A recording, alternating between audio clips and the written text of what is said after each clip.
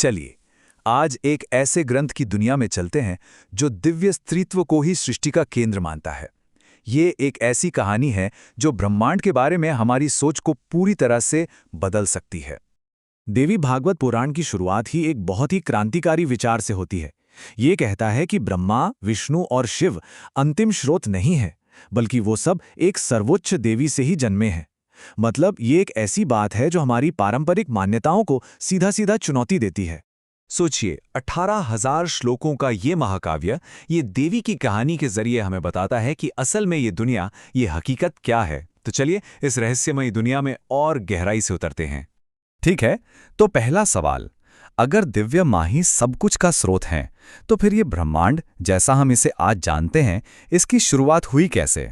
तो होता ये है कि देवी 3 महान शक्तियों को सामने लाती हैं, और इन तीनों की अपनी अपनी एक बहुत जरूरी भूमिका है इस पूरे कॉस्मिक डांस में।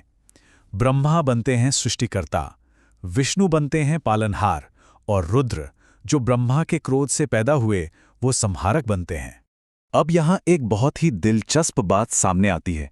ये ग्रंथ सगुण और निर्गुण के बीच का फर्क समझाता है। मतलब एक तरफ हैं सगुण, जिनका रूप है, गुण है, जैसे ब्रह्मा, विष्णु, शिव, और दूसरी तरफ हैं निर्गुण, जो बिना रूप के, बिना गुणों के परम सत्य हैं, और वो हैं स्वयं देवी। अच्छा, ये सब तो हो गई बड़ी बड़ी कॉस्मिक बातें, लेकिन सवाल यह है कि इनका हम इंसानों की जिंदगी से क्या लेना देना है। और यहीं से ये पुराण एक बहुत ही, कह सकते हैं, जमीनी सवाल उठाता है। ऋषि शुकदेव के मन में एक उलझन है। वो इसी विरोधाभास में फंसे हैं कि एक राजा जो दुनिया के कामों में पूरी तरह डूबा हुआ है, वो भला मोह माया से आजाद कैसे हो सकता है। और इसका जवाब ढूंढने के लिए वो पहुंचते हैं महान राजा जनक के पास, जो एक राजा भी हैं और एक ज्ञानी भी।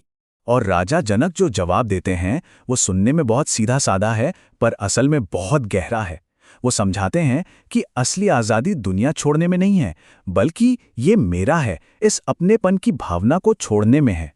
इस बात को समझाने के लिए राजा जनक एक चींटी का उदाहरण देते हैं, जो एक पेड़ पर चढ़ रही है। वो कहते हैं कि ज्ञान के फल तक पहुंचने के लिए एक एक कदम बढ़ाना पड़ता है।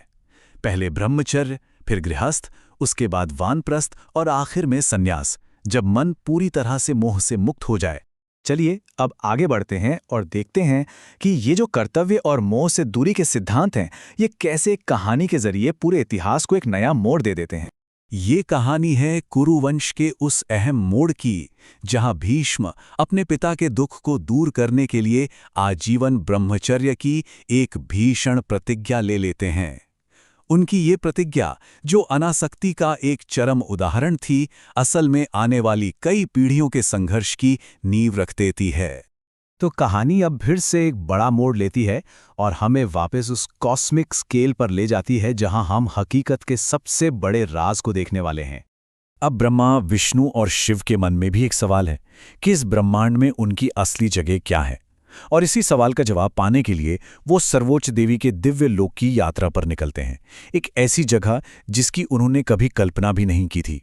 और जब वो वहां पहुंचते हैं तो जो नज़ारा देखते हैं वो उन्हें हैरान कर देता है।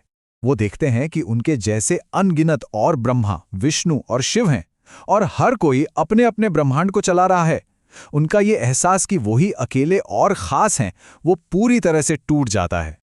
इस अनुभव से विनम्र होकर आखिरकार उनकी नज़रें स्वयं दिव्य माँ पर पड़ती हैं, और जब वो उनके पैर के नाखून की चमकती हुई सतह पर देखते हैं तो उन्हें कुछ ऐसा दिखता है जो नामुमकिन था।